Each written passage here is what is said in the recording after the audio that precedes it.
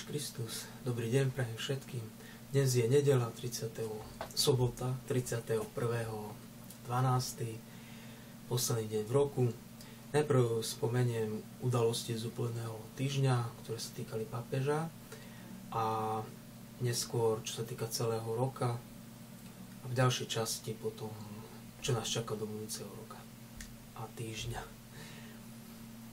Takže takým prvým dňom aj v týždni bol Sviatok svätého Štefana, kedy pápež upozornil na krutosti voči kresťanom našej doby. Jedná sa o prenasledovanie, zvlášť v tých krajinách, kde je vojna. Potom ďalšia taká zaujímavá správa bola, čo sa týkala mladých, kde sa stretli taký rôzneho vierovyznania kresťanov v Téze. Zaslal posolstvo pápež aj pre týchto mladých. Je to veľmi taká zaujímavá akcia, stretnutie, modlitieb. Zajiste ste počuli o zakladateľovi, brat Roger, ktorý zomrel v povesti svetosti, dokonca ako protestant evangelickej cirkvi sa mal možnosť a aj nakoniec sa stal katolíkom takým praktickým. Pápež Ján Pavol II mu dal povolenie pristupovať k sviatostiam cirkvi, aj keď oficiálne ešte neodišiel z tej evangelickej cirkvi. Na základe týchto jeho stretnutí doteraz vlastne tam pristupujú rôzni mladí ľudia, modlia sa za mier, za jednotu kresťanov a vidno, že je to Božie dielo v rámci ekumenizmu. Takže každý rok sa takéto stretnutia konajú v Téze a aj na Slovensku sa v tomto duchu konajú stretnutia, ktoré rôzni kňazi robia vo svojich farnostiach formou modlitieb, adorácií, spevov. No je to úžasné, zvlášť pre mladých to odporúčam. A ďalšou takou zaujímavou správou je, že pápež vyjadril sústrasť s ruskou leteckou tragédiou hudobného zboru Alexandrovcov. O tom ste možno počuli a tragédia je v tom, že vlastne zahynuli všetci, okrem myslím, že jedného, ale podstatné je, že je to vlastne veľká tragédia v tom, že tam zahynuli mnohí títo ľudia, dá sa povedať, že zrejme vinou stroja, to sa ešte zisťuje, ale podstatné je, že pápež prejavil tento súcit a dal najavo, že sa modlí za tieto duše, ale zároveň aj za tých zosnulých, tých pozostalých v rodine, ktorý sa týka táto tragédia. A taktiež dnes budú vešpery s pápežom o 17. hodine. Môžete si to pozrieť na TV Lux a zároveň sa aj zapojiť k modlitbe. Bude sa to týkať hlavne aj poďakovania za uplynulý rok, všetky tie udalosti, ktoré nám Boh doprial. Myslím si, že takto ukončiť rok je veľmi dobré, zvlášť keď ľudia skôr myslia na to, ako tento rok ukončiť, skôr po tej materiálnej stránke a zároveň myslia na to, ako sa zabaviť. Tu pre nás kresťanov a vôbec ako pre ľudí by malo byť také samozrejme, že skôr ukončiť tento rok s takou vďačnosťou za to, čo nám Boh dal, čo nám dali aj naši blížni, a zmieriť sa s nimi, zmieriť sa s Bohom a aj sami so sebou. Prijať seba takého, aký som, ale s vôľou sa napraviť, zlepšiť to zlé, vylepšiť ešte aj to dobré, čo sme vykonali. No a keďže už končí aj rok 2016, môžete si pozrieť na web stránke, je tam video, kde nehovorí sa tam veľmi, ale skôr sú to také udalosti, ktoré pápež František v tomto roku milosrdenstva, ktorý bol vlastne súčasťou roka 2016, pápež vykonal rôzne audiencie, stretnutia, napríklad v Osviečime stretol sa s rôznymi chudobnými ľuďmi, malými deťmi v domove, taktiež s migrantami, utečencami pri rôznych katastrofách, alebo keď vyhlásil kardinálov. Sú tam také krátke zábery, ale dosť výstižné na to, aby človek si uvedomil, že čo všetko pápež urobil v tomto roku a zároveň ako my sme sa mohli zúčastniť spolu s ním na týchto rôznych podujatiach alebo aspoň v modlitbe, na diaľku. A takto duchom spojení môžeme si pripomenúť, čoho všetko sme boli účastní, aké milosti sme dostali. A takto vlastne zároveň aj sa ukončiť tento rok s takou vďačnosťou.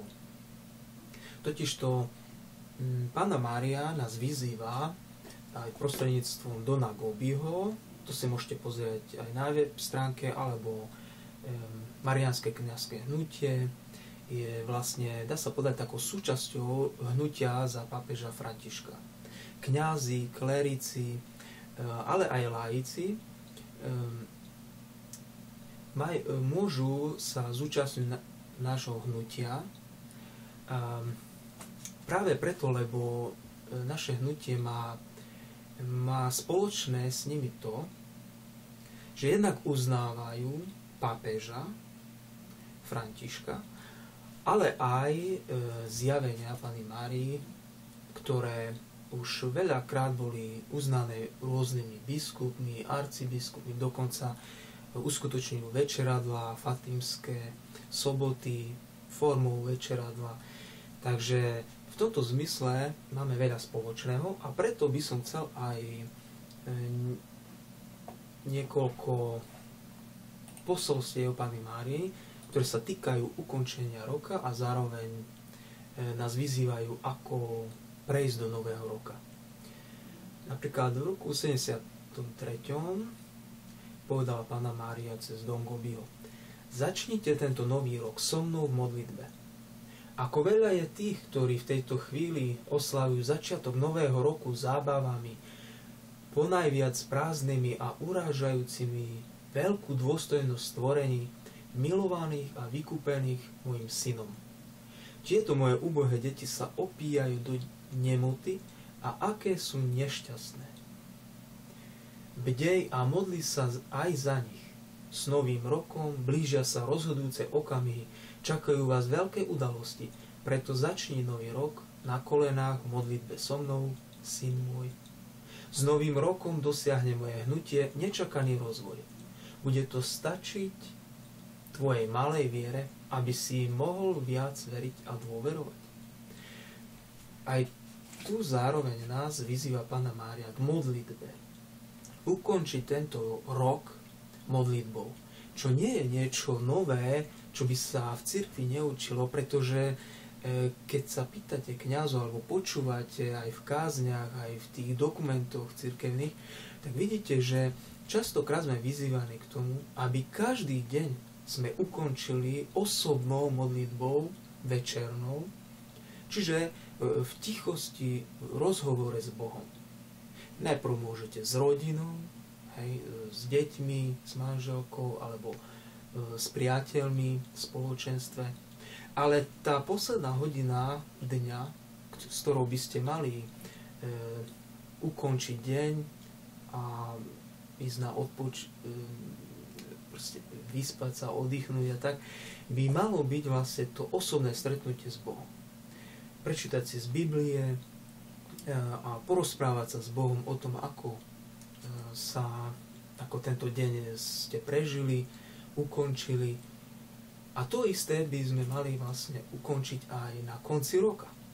Ten posledný deň dneska, ktorý končí, odovzdajme Bohu s takou vďačnosťou. Poďakujme sa za to, čo tento deň sme s ním prežili a zároveň ho môžeme poprosiť, aby aj do nového roka sme išli s takouto silou a jeho požehnaním. O tom budem viac rozprávať ako v novom roku v ďalších správach. Teraz chcem len poukázať na to, že tieto posolstvá aj ostatné Panny Márie sa týkajú ukončenia nového roka a môžete si ich pozrieť aj na web stránke v rubrike blog. Takže toľko z minulého týždňa a zároveň aj tohto roka, aj keď ešte tento deň neskončil. Predsa bolo by veľa toho na rozprávanie, ale o tom si môžete viac aj prečítať na web stránke.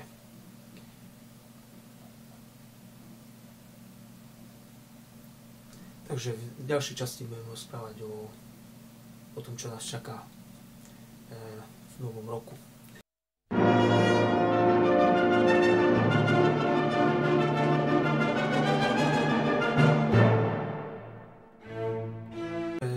Pokračujeme, čo sa týka tohto posledného roku a dňa. Chcel by som ešte tak nejak dokončiť, čo sa týka úmyslov do nového roku januára. Ešte nie je známe úmysel pápeža, ale určite časom sa to pridá. Ďalšie také novinky sa týkajú ešte dnešného dňa, soboty. No to už som spomínal, tie vešpery. Ale potom zajtra v nedeľu, to už bude vlastne nový rok, je slávnosť Panny Márie Bohorodičky. A svätú omšu si môžete pozrieť na TV Lux o 10. hodine ráno. Potom 6. januára bude Sviatok Zjavenia Pána, Traja králi. A v nedeľu 8. januára bude Krst Krista Pána. V tento deň budem aj ja oslavovať narodeniny. Ako viete, nedávno mal pápež narodeniny, teraz mám ja, že je dosť tak blízko. Zaiste ste v modlitbe mysleli na neho, sa modlili aj za jeho túžby, môžete aj za mňa. Ja takisto tento deň budem sa modliť za vás, za členov hnutia, za tých, ktorí sympatizujete, alebo dokonca aj za tých, ktorí majú také ťažké srdce na ľudí, ktorí sympatizujú s pápežom, za ich obrátenie, za ich lásku k pápežovi. Takže ja zároveň ďakujem aj za vaše modlitby, ktoré ste a obetovali v tento rok a plánujete aj do nového roka ísť s touto dobrou vôľou. Na TV Lux a TV Noé si môžete pozrieť rôzne videozáznamy zo stretnutí s pápežom. Ako som už spomínal, tieto sviatky tam určite budú. Taktiež do nového roka je už známe, že pápež na tej apoštolskej ceste chce navštíviť Fatimu v Portugalsku 12. a 13. mája, čo je zaujímavé, pretože 100 rokov od tohto zjavenia Panny Márie uplynie práve na budúci rok, v toho mája, a preto aj pápež tam mieni zájsť. Ja by som vás chcel tak poprosiť, aby ste modlili, mysleli na tento sviatok, pretože pápež, dá sa predpokladať, že bude chcieť zasvetiť svet Pane Márii. Aj keď doposiaľ je známe, že len zveril svet a vôbec ako ľudí pod ochranu Panny Márie, ale keďže Panna Mária si vyžaduje zasvetenie, takéto úplné odovzdanie sa Pane Márii, preto je potrebné, aby sme aj my sa nejak tak zjednotili v tomto duchu a modlili sa, aby pápež mal dosť síl vykonať tento akt zasvetenia. Pretože, ako vieme, Ján Pavol II mal tento problém a sám hovoril, že je pre neho ťažké zasvetiť, ak s ním nie sú spojení ľudia, zvlášť biskupy, s ktorými by to má tak verejne vykonať. Potom vieme, že po atentáte, ktorý prežil, hneď pápež dal zasvetiť svet nepoškvrnenému srdcu Panny Márie, tak ako si to žiadala vo Fatime. Tento akt zasvetenia, zvlášť Ruska, ktoré je tak veľmi ohrozované rôznymi ideológiami, ale aj takými tými vonkajšími vplyvmi, nepriateľmi, preto je potrebné, aby bolo aj konkrétne Rusko zasvetenie. Tak ako si to Panna Mária vo Fatime žiadala, tak ako ju Ježiš Kristus vyslal a aby nám zverila jeho posolstvo. Takže ja vám ďakujem už vopred a teším sa na túto jednotu, ktorú budeme mať spolu. Ďalšie úmysly, prosby a vôbec ako také tie plány pápeža môžete si pozrieť na web stránke. Každý týždeň to tam doplňam, takže môžete to vidieť. Takisto videosprávy z uplynulého roku, ale aj ktoré budú v ďalšom roku. Všetko si to môžete tam pozrieť v archíve. 25. januára bude slávnosť obrátenia svätého Pavla. Takisto o tom ešte budem informovať.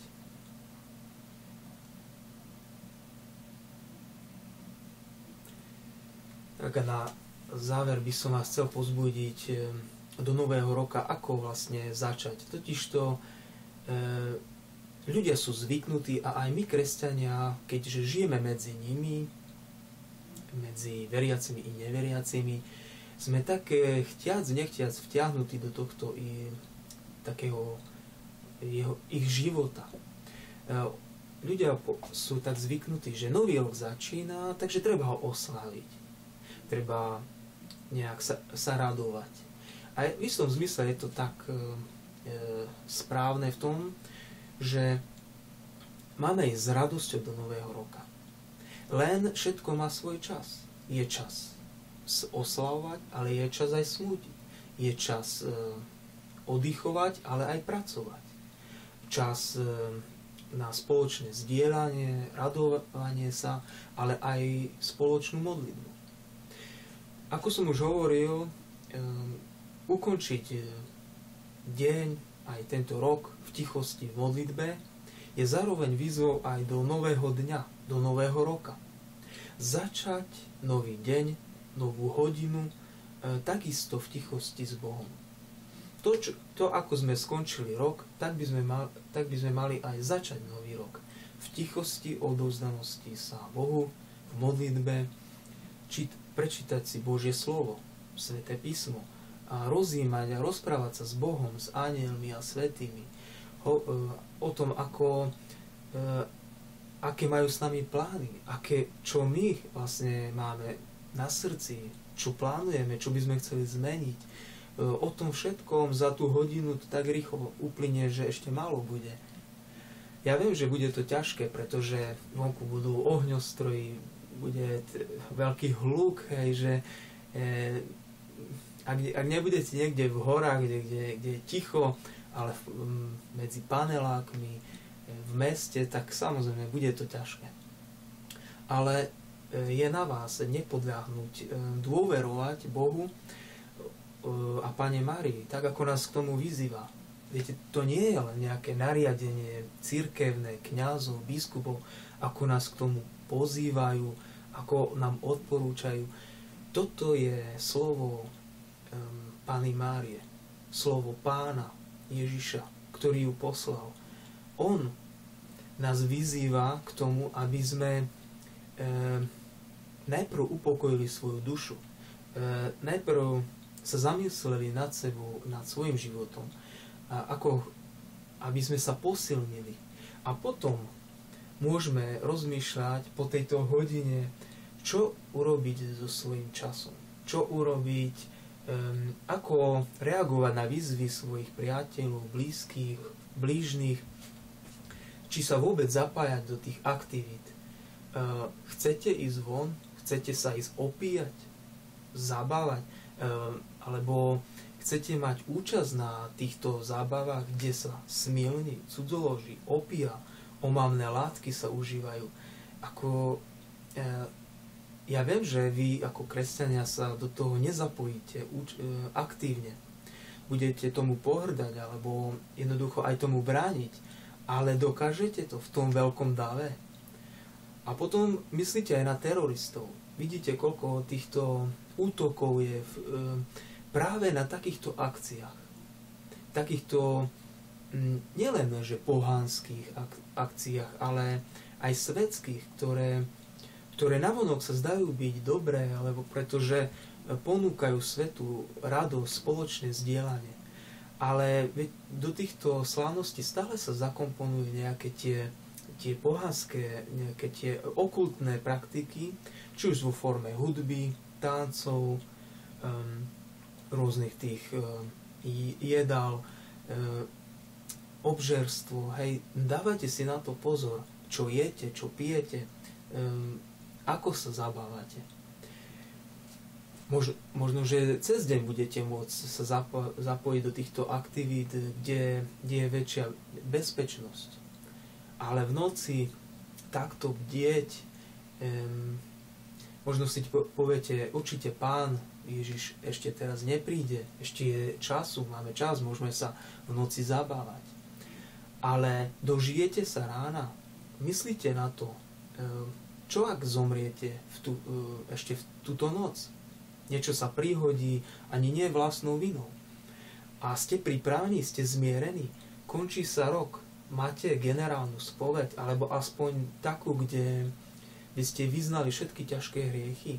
Lebo ak v noci pôjdete do ulic nevyspovedaní a môže sa vám stať, že zahyniete, alebo niekto z vašich blížnych, ako chcete skončiť túto etapu života a prejsť do večného života.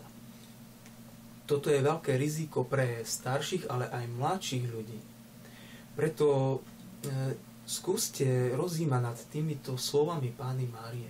Zobrať ich nejak vážne a aspoň, keď už nemáte tú silu to odovzdať ďalej, hovoriť iným, uchovajte to aspoň vo svojom srdci a skúste doma prežiť tieto dni v takej modlitbe, alebo aspoň ak už máte doma rušno, tak aspoň v takom tom spoločnom vzdielaní, rozprávaní sa, ale nie v opilstve, v hýrení, nečistote. Zabudnite na tie oslavy, ako napríklad niekto cez Silvestra odíde na chatu a tam sa zabáva s mladými, alebo proste v tom hýrení chce zabudnúť na mestský život, ale pritom podobne to robí na chate. Čiže k tomu by som chcel vás nejak tak pozbudiť, aby ste to Božie slovo a slovo Panny Márie uchovali v srdci a prešli týmto rokom v takom bdení. Tento nový rok 2017 bude dosť ťažký, pretože vojna 3. svetová začala, ako pápež František povedal, už 3-krát. Aj v tomto roku to spomenul, že ona už začala, len má rôzne etapy. A je len otázka času, kedy to vypukne do takejto do takejto sféry, že sa to bude týkať aj Slovenska. Že vojna bude aj na Slovensku. Tento rok skúste v takom pokáni a vysporiadaní sa s Bohom a vlastnými hriechmi. Buďte pripravení, že tá vojna môže začať aj ešte v zime. To človek nevie, ale na to musíme byť pripravení. K tomu nech vás požehná Pán, nech vás chráni, nech vás požehná pokojom, svojou milosťou. A tak odozdávam vás, spoločenstvo ľudí, s ktorými žijete, do tohto Božieho milosrdenstva. Spájam sa s požehnaním, ktoré pápež František odovzdá tomuto svetu a zároveň s kňazmi, biskupmi, kardinálmi, aby toto požehnanie prešlo na nás všetkých a zachovalo v nás ten pokoj počas celého roka. Aby sme všetky tieto svoje problémy vedeli riešiť s tým Božím pokojom. Nech vás žehná Pán a ochraňuje Panna Mária.